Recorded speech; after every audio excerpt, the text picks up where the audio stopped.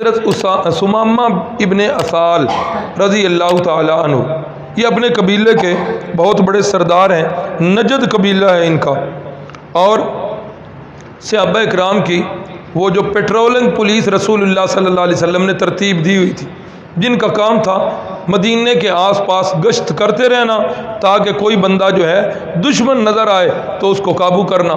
اب سمامہ ابن اسال جو ہیں یہ اپنے قبیلے سے مکے کی طرف جا رہے ہیں عمرہ کرنے کے لیے، مسلمان نہیں ہیں، اور بعض روایات میں ہے اور لگتا ہے کہ وہ روایات زیادہ قوی ہیں کہ یہ رسول اللہ صلی اللہ علیہ وسلم کو نعوذ باللہ معاذ اللہ قتل کر کے عمرہ کرنے کے ارادے سے تھے۔ یہی وجہ ہے کہ صحابہ اکرام نے پکڑا، اور پکڑ کر رات کا وقت ہے، صحابہ اکرام نے کچھ حرکات دیکھی، انہوں نے پکڑا اور پکڑ کر، اس وقت جیل تو ابھی تھی نہیں، انہوں نے مسجد نبوی کے ستون کے ساتھ باندھ دی حضرت سمامہ کو۔ رسول اللہ صلی اللہ علیہ وسلم جب صبح تشریف لائے، فرمایا جانتے ہو اپنے اس قیدی کو، یہ کون بندہ پکڑ کے لائے ہو؟ صحابہ نے فرمایا یا رسول اللہ نہیں، فرمایا یہ سمامہ ہے، قبیلہ نجد کا سردار ہے۔ رحمت کائنات صلی اللہ علیہ وسلم نے نماز پڑھائی، باقی معمولات چلتے رہے، سمامہ جو ہے یہ بندھے ہوئے۔ رسول اللہ صلی اللہ علیہ وسلم نے گھر والوں سے کہا کھانا جو ہے نا سمامہ کو بھی کھلانا ہے، اور آپ نے اپنی اونٹنی کے دودھ دھو کر حضرت سمامہ کی طرف بھیجے۔ رسول اللہ صلی اللہ علیہ وسلم کافر کی دعوت کر رہے ہیں، کافر مسلمان نہیں ہے، اور اگر ان روایات کو صحیح مانا جائے جو قتل کے ارادے سے گھر سے نکل رہا، لیکن آج میرا اپنے بھائی سے تھوڑا سا اختلاف ہو گیا تو آج میرا وتیرہ کیا ہے؟ میرے ہمسائے سے تھوڑا سا میرا بچوں کی لڑائی سے اختلاف ہو گیا، بچے پھر گل مل گئے اور میں بالکل اس سے جو ہے وہ ناراض۔ تو رحمت کائنات صلی اللہ علیہ وسلم ایک دن تشریف لائے، فرمایا سمامہ کیا حال ہے، کیا خیال ہے؟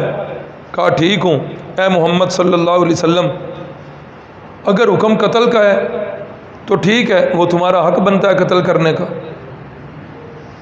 اور اگر تم مجھے چھوڑ دو گے نا تو یہ یاد رکھنا ایک شریف بندے پر تمہارا احسان ہوگا، اور شریف بندہ اپنا احسان اتارنے کا ہر ممکن کوشش کرتا۔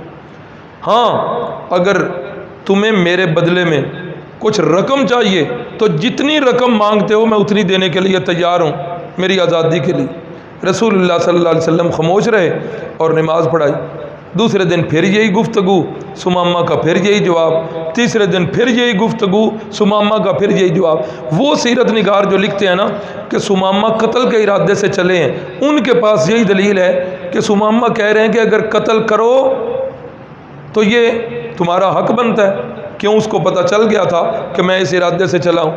3 دنوں کے بعد رسول اللہ صلی اللہ علیہ وسلم نے صحابہ سے فرمایا سمامہ کو کھول دو، اس کو آزاد کر دو۔ اب حضرت سمامہ رضی اللہ تعالیٰ عنہ بننے لگے ہیں۔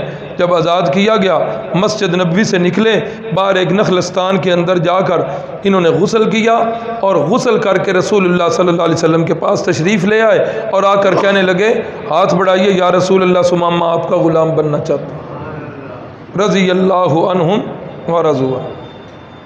اور اسلام قبول کرنے کے بعد فرمانے لگے یا رسول اللہ سنیے، اب یہاں آنے سے پہلے میرے ذہن میں سب سے، پوری دنیا میں جو سب سے زیادہ قابل نفرت چہرہ تھا وہ آپ کا تھا۔ اسلام لانے کے بعد، یہاں آنے کے بعد، پوری دنیا میں سب سے زیادہ محبوب چہرہ اب آپ کا ہو۔ یا رسول اللہ یہاں آنے سے پہلے سارے دینوں سے قابل نفرت دین آپ کا تھا، سارے شہروں سے قابل نفرت شہر آپ کا تھا، یہاں رہا ہوں اب سارے شہروں سے زیادہ محبوب شہر جو ہے وہ مجھے مدینہ ہو گیا، اور سارے دینوں سے زیادہ محبوب مجھے دین اسلام ہو گیا۔ اب یہاں پھر وہی سوال ہے کہ یہاں رسول اللہ صلی اللہ علیہ وسلم کے پاس 3 دن رہے ہیں، مسجد نبوی میں 3 دن رہے ہیں۔ ان 3 دنوں کے اندر پہلے آئے ہیں قتل کے ارادے سے آئے ہیں تو کافر، اب ان 3 دنوں میں کون سی چیز انہوں نے دیکھی ہے جس کی وجہ سے وہ اسلام لانے پہ مجبور ہوئے؟ یہ سوال ہے۔